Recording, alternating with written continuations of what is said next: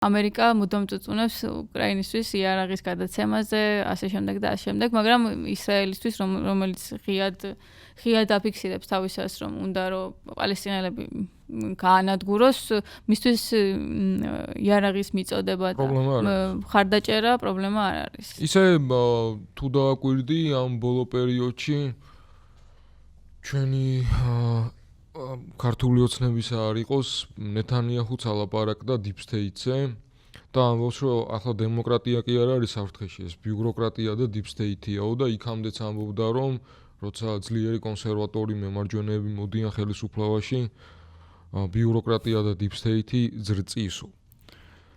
ხო და არ ვიცი, დიდად არ ჭირდება ალბათ გუნდრუკის კმევა დონალდ ტრამპს და ტრამპის ადმინისტრაციას ნეთანიაჰუს მხრიდან, რომ მათ ეს გენოციდი დააფინანსონ, ისედაც მონდომებულები არიან ამ საკითხში.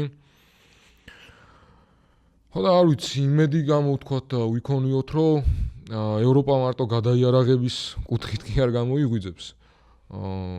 უბრალოდ ელემენტარული ადამიანური მომენტია ყველაზე ძირითადი, რომ ესე დაუცველ ადამიანებს, ბავშვებს და ქალებს და არ ვიცი, მშვიდობიან მოსახლეობას რომ ხოცავენ ჩოლებრივად და ამასთან live stream-ში რო უყურებთ და პირდაპირ ეთერში,